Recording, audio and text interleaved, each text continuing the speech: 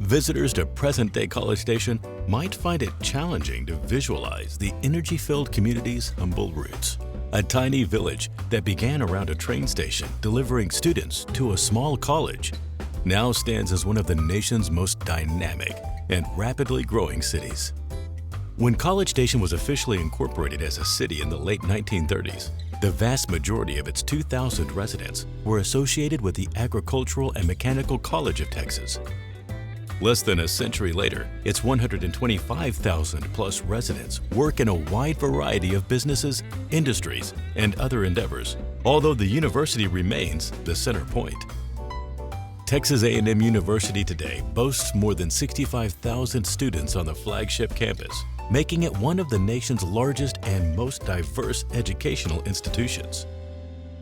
So how did this sleepy town become the thriving young metropolis it is today?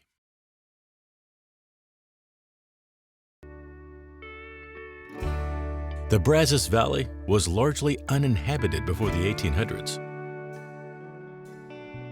Native Americans from the Wichita, Tawakoni, Waco, and Tonkawa tribes set up camp for their nomadic lifestyles, but none established permanent residence.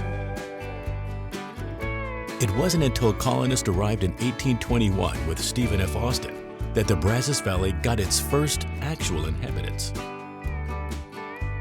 Still, it took another decade for the area we now know as College Station to receive its first permanent resident. Richard Carter reached Texas with his family in 1831. He had received a league of land from the Mexican government, encompassing much of what is now College Station today, and erected his home just 2 miles east of the present-day Texas A&M campus.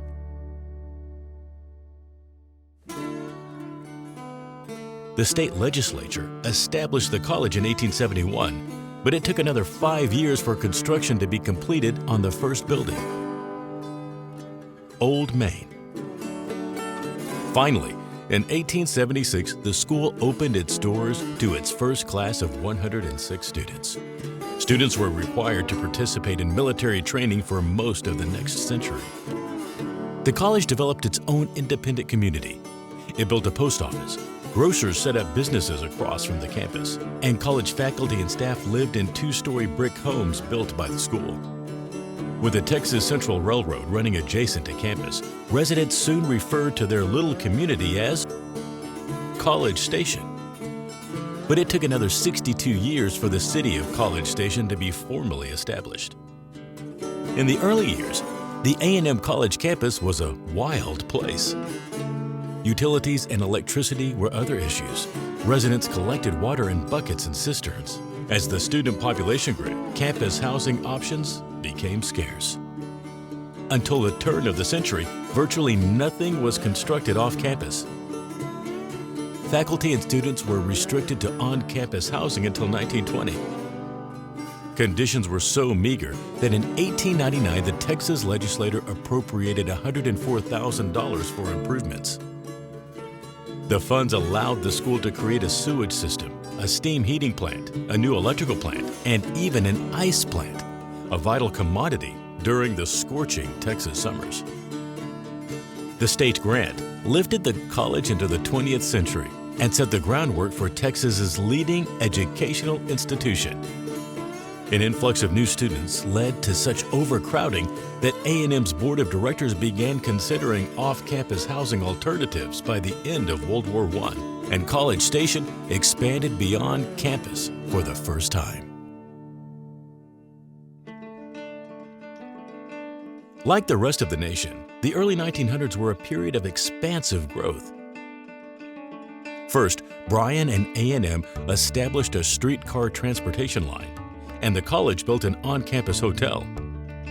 Next, land was reserved on the northern outskirts of campus for businesses to set up shop, and an area known as Northgate formed. Early attractions included a butcher, tailor, barber, photo gallery, and a shoe repair shop. As more Texas A&M faculty and staff moved off campus, a new obstacle emerged.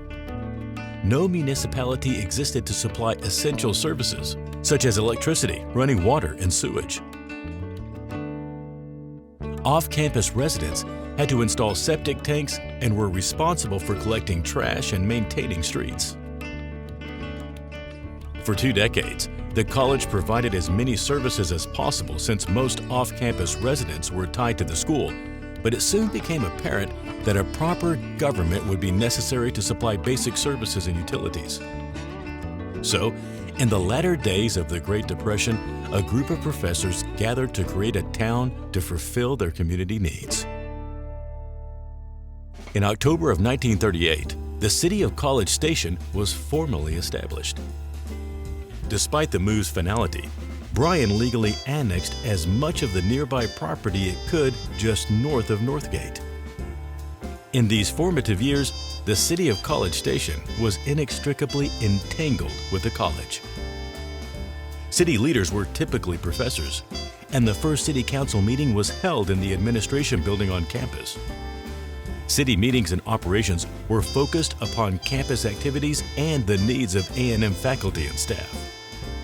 Gradually, the city's absolute dependency on the university lessened. City council members moved the municipal offices off the campus to Northgate in 1939 and gradually established the city's own utility lines and services.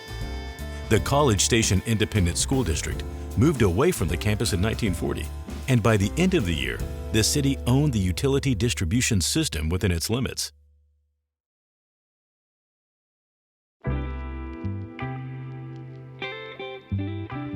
College Station's first mayor, John H. Biney, resigned after a severe car accident in 1940. His replacement, A&M track coach Colonel Frank G. Anderson, believed in a small, unintrusive government and rejected federal assistance during his tenure.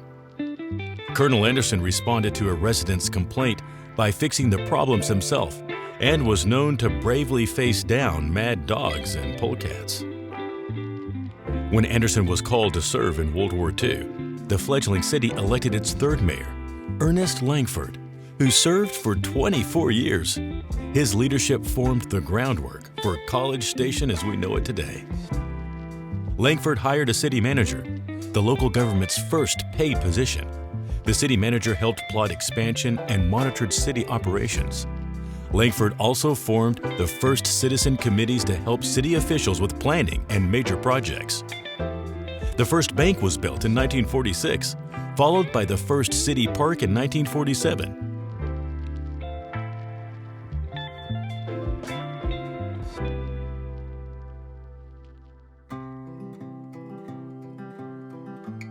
Following World War II, the first off-campus subdivision was also formed. College Park needed no realtor or sales team. Demand for housing was so high that homes and properties practically sold themselves. To support that demand, Langford secured full city ownership of electrical and sewage utility lines. Growth was relatively slow, but in 1951, after a city census marked the population as just over 5,000, Langford drafted a city charter that allowed the annexation of surrounding properties. While annexations were beneficial, the city government struggled to keep up with the growing demands for services and infrastructure. As a result, streets and utilities fell into disrepair, and significant debt piled up. By the late 1960s, a desperate need for more commercial development and light industry became apparent. In 1963, the state legislature renamed the college as Texas A&M University. Then, in 1965, the university became fully integrated, including women, and no longer required participation in the school's military component, the Corps of Cadets. A&M's enrollment almost tripled in the following decade, bringing vast new academic research and business opportunities and spawning a surge in employment options for residents not aligned with the university. Mayor David A. Anderson turned the city's focus from responding to operational issues to anticipating future needs. He applied for federal funding, and the town received its first grant in early 1966. The initial 5-year plan he submitted to the city council encouraged the development of light industry to generate tax revenue, It also included a capital program for a fire department, a police station, a new city park, a cultural center, and an expanded sewage disposal plant. Voters approved a bond election that included a new city hall in 1969. Racial integration lagged in College Station following the Civil Rights Act of 1964. In 1966, the city's segregated school was destroyed by fire. While neither the cause nor possible culprits were found, the event forced the city's hand soon after Anderson took office. He responded by enforcing integration and created a special committee that included 9 Black leaders. Anderson later transformed the charred school into a community center that would become the Lincoln Recreational Center. A 1970 lawsuit challenged city officials' ability to be paid by the city while employed by the university. But by 1973, university professors and state officials could again run for city office. James B. Dick Harvey was elected the city's 5th mayor. Like Anderson, he had an eye on the future, but also recognized the value of making the city self-sufficient. College Station residents had always relied on Bryan for water and electricity, but they began looking for alternatives as rates increased.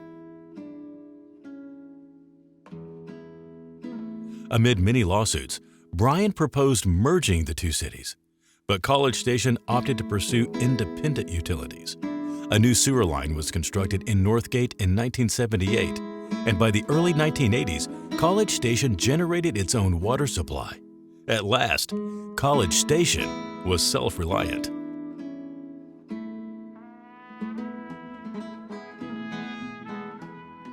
The 1980s marked a transitional period as the City Council turned its attention to improving the community's quality of life while encouraging sustainable economic growth. Post Oak Mall and the College Station Civic Center were constructed in 1982. The city created its first tourist information center, and City Parkland doubled in acreage while its existing parks added tennis courts, baseball fields, playgrounds, and public facilities. The city also bought and constructed Central Park. Next came economic incentives to attract industry and spark development.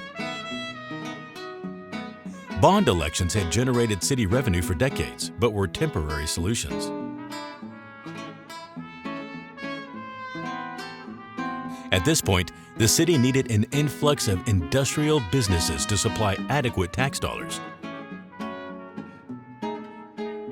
Many residents reluctantly accepted this shift in direction. In 1980, the Westinghouse Electric Corporation, a Fortune 500 company, became the first major industrial corporation to come to College Station when it created a manufacturing site on 54 acres along State Highway 6. The announcement spurred a significant increase in industrial development, including another high-profile company, Reynolds & Reynolds. By the end of the 1990s, the Texas A&M University system encompassed 10 universities across the state. The university also succeeded in commercializing research, leading to the development of the BioCorridor area. Years later, biotechnology firms such as Fujifilm Diosynth Biotechnologies were mass manufacturing vital COVID-19 vaccines. As A&M expanded, the city began a remarkable shift from attracting residents, businesses, and corporations to enticing tourists. The effort reached its apex when President George H.W. Bush was persuaded to build his presidential library in College Station. Bush was not a native Texan, but was invited to speak at the 1989 graduation ceremony at A&M's G. Raleigh White Coliseum. The experience had a lasting impact on Bush, and in 1991, he decided to build his library on the west side of the campus.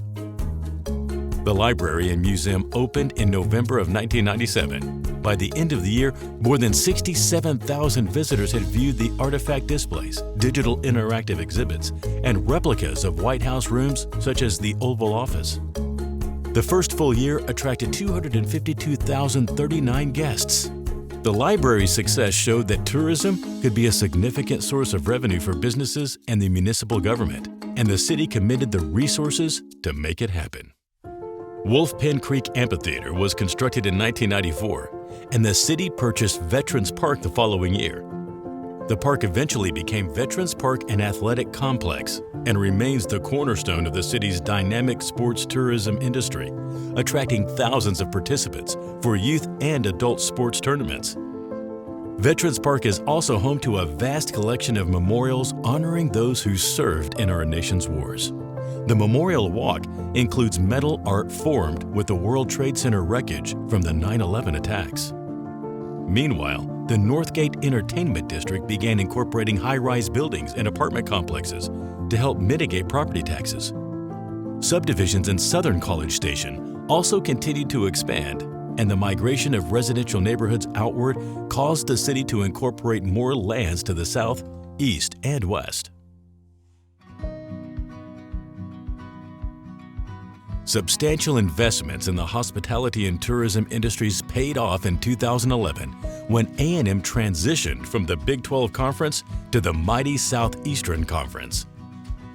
The historic move led to the construction of one of the nation's largest football stadiums on campus and a surge in out-of-town visitors during home game weekends. In the early 1990s, typical home crowds were around 70,000. These days, attendance on a typical game day reaches more than 100,000 enthusiastic fans. College Station's expansive growth continues with no end in sight. The Brazos Valley's prime location in the famed Texas Triangle has made College Station a preferred spot for new businesses, manufacturing, and high-tech industry, not to mention people seeking the amenities of an urban lifestyle coupled with a slower pace of country living. Single-family home construction and sales are at an all-time high, and the city's expansion rate is double the national average. Multiple business parks and community centers are under construction, including the Midtown development between Rock Prairie Road and William D. Fitch Parkway, along with a new city hall that features an outdoor plaza for public events and gatherings. While the Texas Department of Transportation has plans to expand State Highway 6 by 2023, the city is working to bolster broadband internet access, enhance mobility and transportation, and make public services and parks more accessible for everyone. A perfect example is the inclusive Fun for All playground at Stephen C. Beachy Central Park. With significant investments in tourism and hospitality and signature events such as Christmas in College Station, the city is transforming itself from a small college town into a cultural and contemporary destination. What began in 1871 as a plot of land contracted for a land-grant educational institution evolved into creating an important new city that would become a staple of the Texas landscape and culture. College Station, home of Texas A&M University, and the heart of Aggieland.